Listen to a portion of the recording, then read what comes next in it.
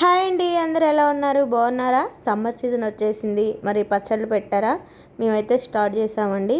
ఈరోజు అయితే పండుమిర్చి పచ్చడి అయితే పడుతున్నాము. 2 కేజీల పండుమిర్చి పచ్చడి అయితే పడుతున్నాం అనమాట.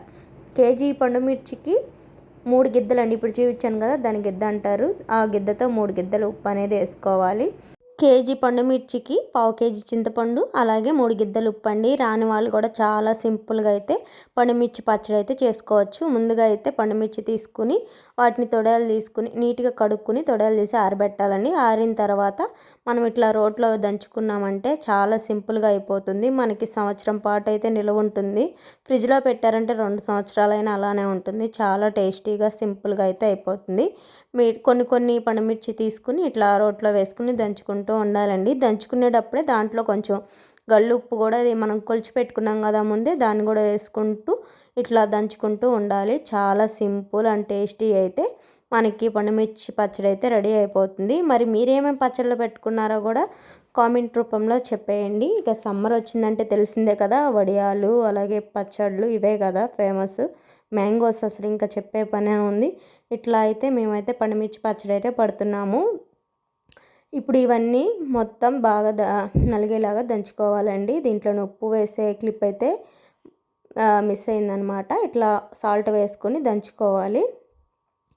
మా అమ్మ అయితే పక్క నుంచి కంట్లో పడిద్దేమో జాగ్రత్త అని అయితే అంటుందన్నమాట. ఇట్లా దంచుతూ అయితే మాటలు చెప్పుకుంటూ పండుమిర్చి పచ్చడి అయితే చేసేస్తున్నాము.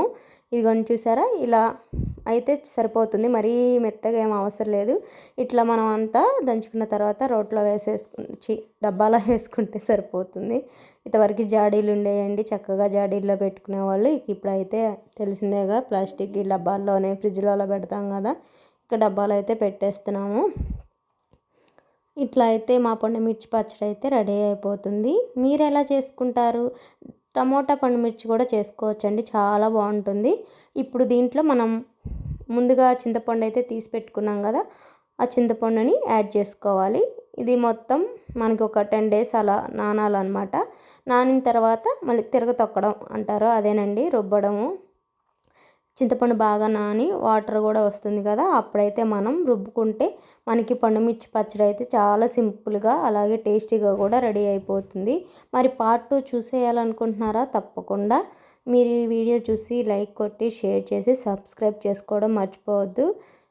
పండుమిర్చి పచ్చడి చాలా సింపుల్ అండ్ టేస్టీగా అయితే చాలా బాగుంటుంది. వేడి వేడి అన్నంలో కొంచెం నెయ్యి వేసుకుని అలా తింటుంటే అబ్బా, చెప్తుంటేనే నోట్లో నీళ్ళు ఊరుతున్నాయి, అంత బాగుండిద్ది అనమాట. ఏ పచ్చడికి ఆ పచ్చడేనండి, అలాగే పండుమిర్చి కూడా ఒకటనమాట. మరి వీడియో నచ్చిందా? నచ్చితే లైక్ చేయండి, షేర్ చేయండి, కామెంట్ చేయండి. పార్ట్ 2 మళ్ళీ కలుద్దాం.